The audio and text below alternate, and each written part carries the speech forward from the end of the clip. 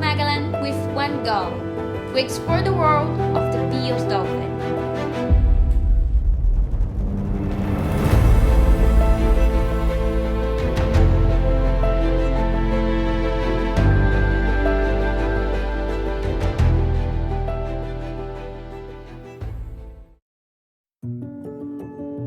El mejor de los futuros es lo que yo imagino para el delfín Peale Dolphin en el futuro, lo cual significa que es un acto de confianza hacia las personas.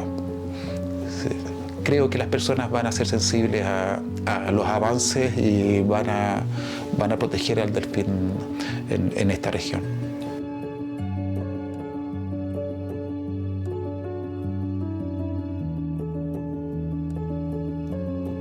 In the previous episodes, we met the majestic Peale dolphin of the Strait of Magellan and the current threat that they are facing.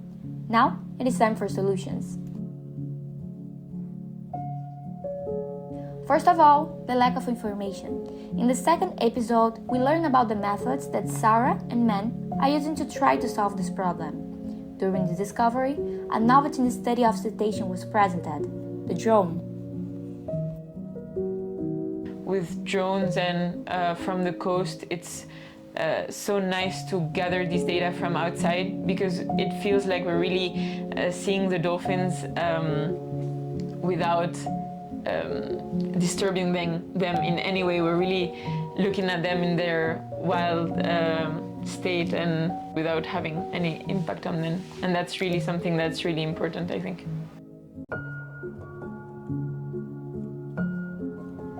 Seeing as the future of cetaceans conservation around the world, the use of drones comes as a solution to help estimate the population of Peale dolphin and to observe its behavior. The research with technologies such as drones is opening really a lot of new doors. For us to understand how the species behaves, but also how its social structure is, we can really understand and see the effective group size. That helps us to estimate or get a better estimation of the population around here. We can also better understand how fluid or maybe how stable the groups are. With the drone, we're seeing underwater behavior, we're seeing mating, copulating, and that's something that, for example, with the boat, we would interrupt.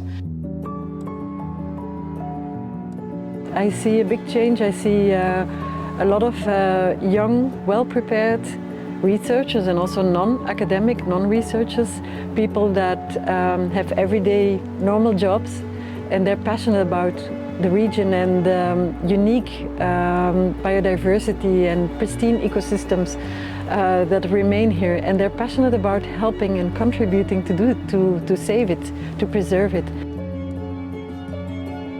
But conservation efforts come not just through research, but also with people who live in the region. Ensuring the conservation of a species not only involves biological knowledge, but also social, cultural, and economical knowledge. Understand to communicate with people. It's not easy to communicate and to come with a negative message, like don't do this, or why are you doing that, or I want to, this is illegal. So that's not a good message to bring. For people to conserve Peale dolphin, they need to know about it. Chileans are used to seeing Peale dolphins because they're always there in the coast and they see them. So it would be really helpful to get data from citizens or fishermen actually, or people on boats, and to get this data on where they saw the dolphins, at which hour. It could help for distribution, abundance, and then why not talking with local schools and with children to get to raise awareness on the conservation issue.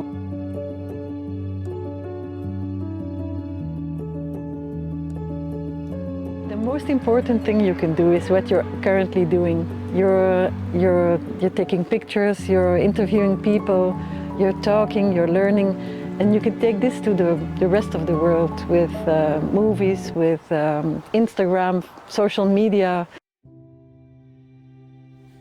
Conserving a species can be difficult, but losing its existence in the world is devastating. Now that you know the Peale's dolphin, I'm sure you can imagine a world without it. It's really important to protect these species because otherwise we don't know what might happen to the ecosystem in the Strait of Magellan, but I can't imagine that it would be good to lose the Peale's dolphin. It's so pretty to have them here, and it would be really, really sad if they weren't around anymore.